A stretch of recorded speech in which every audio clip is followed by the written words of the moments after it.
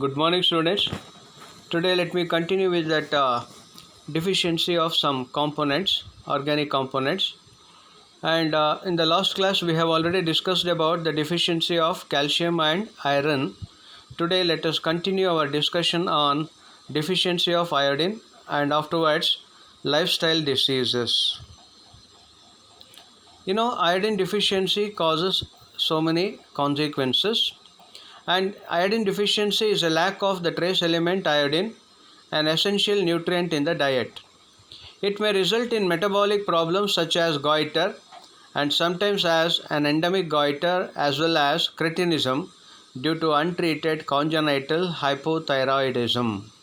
You know what is the meaning of hypothyroidism? Lesser secretion of thyroid hormone secretion, and which results in the developmental delays and other health problems. Iodine deficiency is an important global health issue, especially for fertile and pregnant women, and it is also a preventable cause of intellectual disability. So it also affects on the intelligence of a person. Iodine is an essential dietary mineral for neurodevelopment among offspring and toddlers. And the thyroid hormones thyroxine and triiodothyronine contain iodine in them.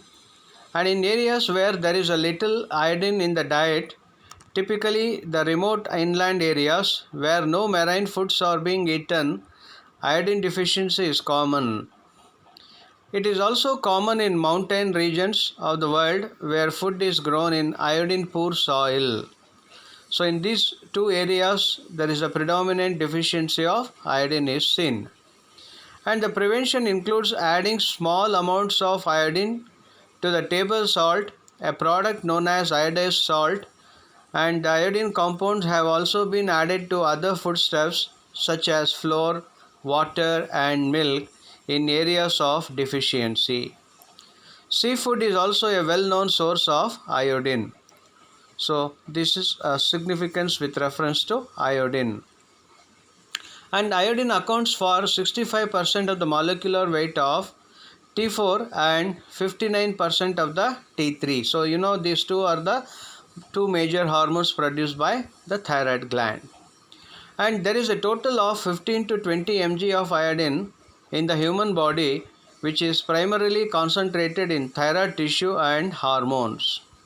But 30% of the iodine is distributed in other tissues including mammary glands, eyes, gastric mucosa, choroid plexus, arterial valves, and the cervix and salivary glands as well.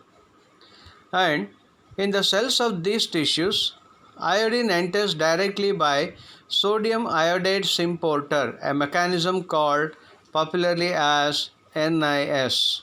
So N refers to sodium and iodine, I refers to iodine, and S refers to symporter. So through this mechanism to these above mentioned tissues, the iodine will enter directly.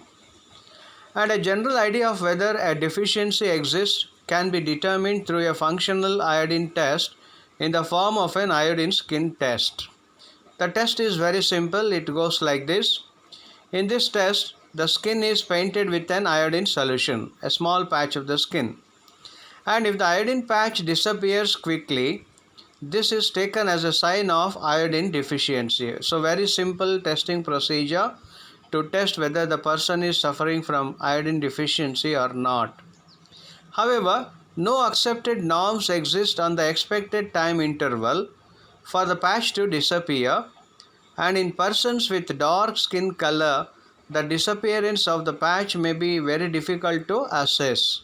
So iodine itself is a kind of a bluish colored one, and when it is applied on the dark skin, normally it is quite difficult to distinguish between the actual skin color and the color of this solution. And if a urine test is taken shortly after, the results may be altered due to the iodine absorbed previously in a skin test. So this also to be considered. And following is a list of potential risk factors that may lead to iodine deficiency. The first one being low dietary iodine. And the second thing is selenium deficiency, pregnancy, exposure to radiation, and increased intake or the plasma levels of goitrogens such as calcium. So if there is excess amount of calcium intake is seen, that will reduce the amount of iodine. And with reference to the different sex of the human individuals, it is commonly seen more in women when compared to man. And smoking tobacco also leads to iodine deficiency, and consumption of alcohol, which is reduced prevalence in users. And oral contraceptives also leads to iodine deficiency.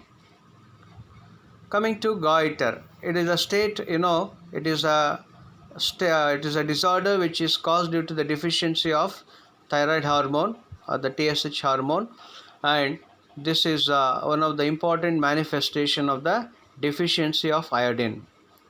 A low amount of thyroxine, that is one of the two thyroid hormones in the blood, due to lack of dietary iodine to make it and to give rise to high levels of TSH, which stimulates the thyroid gland to increase many biochemical processes.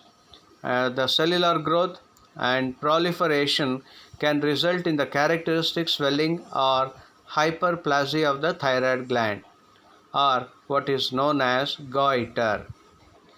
Goiter is said to be endemic when the prevalence in a population is more than 5%, and in most cases goiter can be treated with iodine supplementation.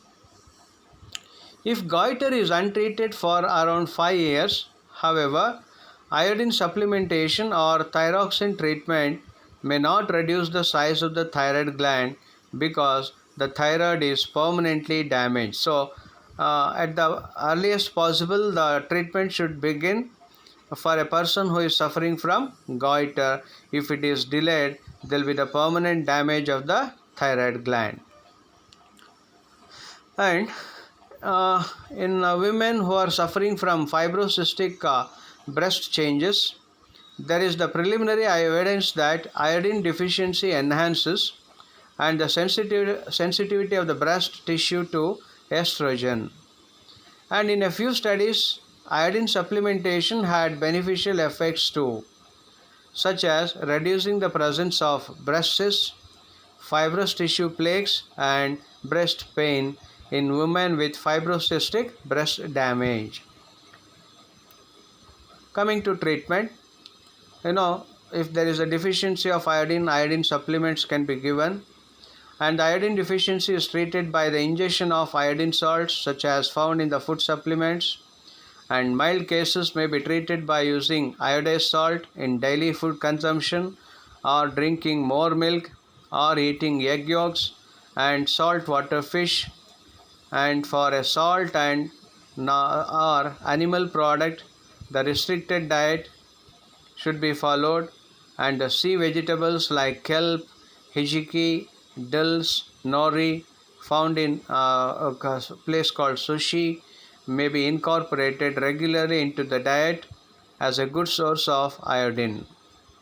And the recommended daily intake of iodine for adult women is about 150 to 300 micrograms for maintenance of normal thyroid function, and for men it is somewhat less at 150 micrograms only.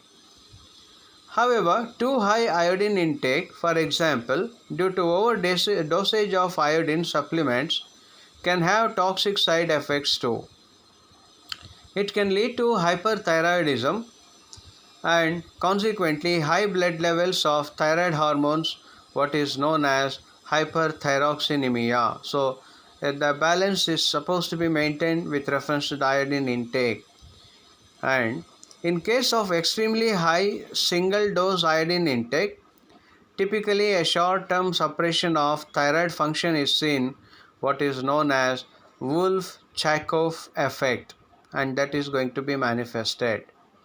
And persons with pre-existing thyroid disease, elderly persons, fetuses and neonates, and patients with other risk factors are at a higher risk of experiencing iodine-induced thyroid abnormalities, and in particular in persons with goiter due to iodine deficiency or with altered thyroid function. A form of hyperthyroidism is situated, what is known as Jod-Basedow phenomenon, and it can be triggered even at small or single iodine dosages.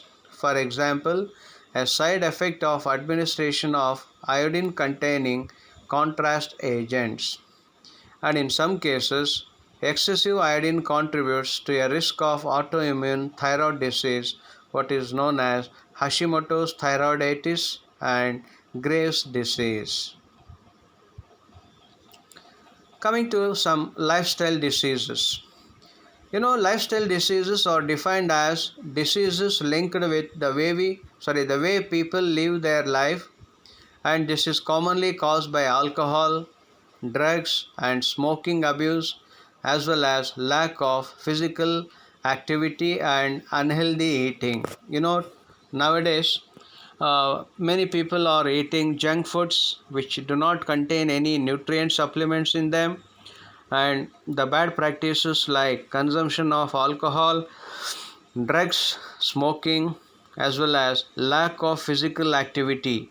Nowadays in this lockdown period, many of us are suffering from this lack of physical activity and unhealthy eating. So these are all the lifestyle leading to lifestyle diseases. So the diseases that mostly have an effect on our lifestyle are heart diseases, then stroke, obesity, and type 2 diabetes.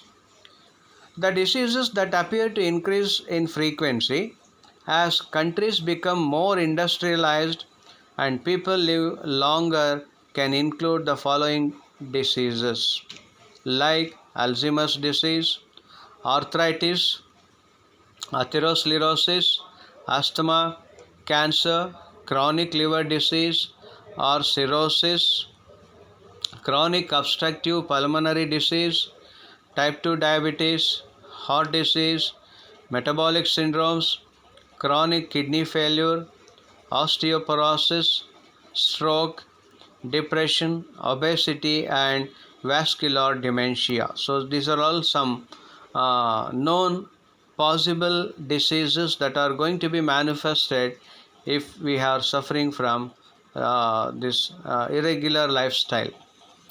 And in the UK, the death rate is 4 times higher from respiratory diseases caused by an unhealthy lifestyle. So, the unhealthy lifestyles may also lead to some respiratory diseases also. And not restricted to adult alone, the lifestyle diseases have started hitting kids as well. So, this is a worried part. And less physical activity, more availability of the resources, and no time to spare, we have become prey to some extremely uncommon diseases, and our grandparents had never even heard about back in the 60s and 70s. So all these lifestyle diseases are becoming very prominent nowadays only after 80s. And while there are communicable diseases like malaria, cholera, polio, which can be managed with the help of proper treatment, and there are lifestyle diseases which can be prevented if healthy activity is being followed or if the healthy active lifestyle is followed. And globally, 14.2 million people between the ages of 30 to 69 years, they die prematurely each year from diseases like heart attack, diabetes, and high blood pressure, and these are all due to unhealthy eating or lifestyles. And some of these diseases have emerged as more fatal than hereditary diseases or infectious ones. And some of the most common type of lifestyle diseases are the following. First one is obesity. We are all familiar with the word and yet tend to ignore it. Very strange thing. And to see whether you have reached this stage, check your BMI, that is basal metabolic index. If it is higher than 25, then you are in the obese category.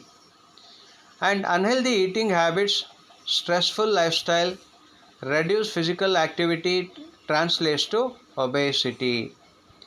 Anybody who is overweight suffers from breathing issues, blood pressure, cardiovascular diseases, diabetes, etc. And this is also the first step to your body attracting all kinds of other lifestyle diseases. So obesity is the root cause for so many such lifestyle diseases.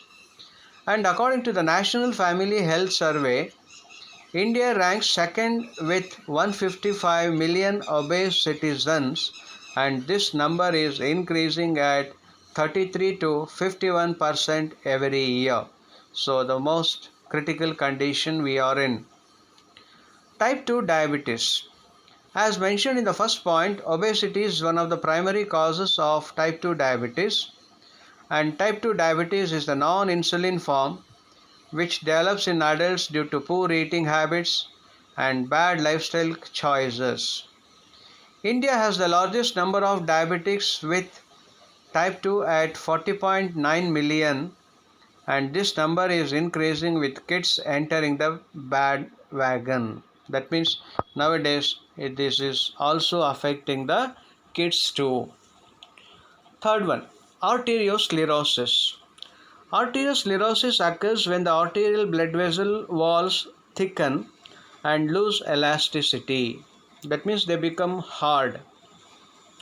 And this usually causes blood circulation disorders, chest pain, and heart attacks. Arteriosclerosis is also linked to obesity, diabetes, and high blood pressure. And at least 30 to 40% of cardiovascular deaths happen in the age group of 34 to 64 in India. This is an alarming situation for us. Coming to fourth one, heart diseases. Any irregularity or abnormality which affects the heart muscle and blood vessel walls can be referred to as heart disease. Smoking, diabetes, and high cholesterol contribute to its development in the body. And India ranks number 1 when it comes to cardio patients, with several million suffering heart health issues. Fifth one, high blood pressure. 100 million in India suffer from high blood pressure, and some very common reasons for high blood pressure are stress, obesity, genetic factors, and unhealthy eating habits. When the reading in the blood pressure machine is 140/90 or higher, your blood pressure is high. And once this happens, you will feel severe discomforts. Next one, swimmer's ear. When you use headphones constantly and are exposed to loud music more than you should be, the ultimate result of this is swimmer's ear. Dear students, you must be very careful about this sixth one, which I am explaining it now, that nowadays many youths, they are using more of these headphones either to listen the music or for many other such activities that they do on their cell phones. So this has to be minimized, or this has to be avoided as far as possible. Swimmer's ear causes inflammation, irritation, or infection in the ear canal or the outer ear. And according to studies, 12.5% approximately have suffered permanent damage to their hearing due to constant exposure to this noise. And this number is said to be increasing every year by the more and more usage of these headphones. Cancer. Due to the stressful lifestyle that we lead now, our body's immunity has decreased. And this means that the white blood cells lose their power to fight the viruses that enter our body. And it is because of this there may be an irregular cell growth which can be concluded as cancer. And cancer can be caused due to many reasons like prolonged smoking, which causes lung cancer, and too much exposure to the sun leading to skin cancer, and exposing to radiations which leads to skin cancer again, and many other types. Coming to the next one, stroke. When the blood vessel carrying blood to the brain has a blockage leading to an oxygen deficiency for the area of the brain it carried blood to, the result of this is called stroke. High blood pressure, if not taken care of in time with proper treatment, can also lead to stroke. And stroke can also be caused due to hereditary reasons. Next one, chronic obstructive pulmonary disease, which is also popularly called COPD. So it is caused by the permanent obstruction of the airways and the increase in air pollution due to factors like gas leaks and smoking can worsen this condition in 2014. About 4.3 million were diagnosed with this disease in India. And the 10th one, cirrhosis. Cirrhosis can be defined as a group of liver disorders, and liver can be severely affected by heavy alcohol consumption and chronic hepatitis. And this has become a common lifestyle disease as many people consume alcohol on a daily basis to deal with the stress. And now next one, nephritis. When there is a swelling in the kidneys leading to abnormal function, it is known as nephritis. There are many causes of nephritis, one of them being an allergic reaction to a medication or antibiotic. And other than this, it can also be caused due to bacterial infections which may enter through street foods not prepared in hygienic conditions. Coming to prevention, as you know that it is the remedies or the activities that aim to reduce the likelihood of a disease or disorder affecting people. Lifestyle diseases are preventable for children if parents set them on the correct path. So there should be an important role played by the parents too here. And as early life decisions and influences can impact people later on in life. So lifestyle diseases can be prevented through reduction in smoking of tobacco or complete avoiding of tobacco smoking. The Australian government has started this by increasing the prices of tobacco production. It's happening in other countries too. So much tax has to be levied on tobacco related products. And overweightedness and obesity can be prevented through a well balanced lifestyle, through healthy eating and exercise. And prevention can come about by a person undertaking 30 minutes of moderate exercise daily or by doing 150 minutes of moderate intensity exercise a week. That means minimum we should walk briskly for a period of not lesser than 30 minutes, and we should do some physical exercises too. And the examples of moderate exercise includes a brisk walk, swim, bike ride. Bike ride here is nothing but jogging, or what you call it as running, or it can also be everyday life activities like mowing the lawn or house cleaning. So we should also involve in some household activities like cleaning.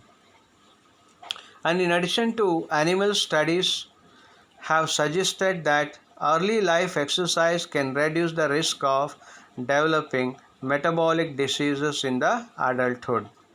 So at the beginning itself, in the childhood itself, we should make it compulsory that the child should do some minimum exercise every day.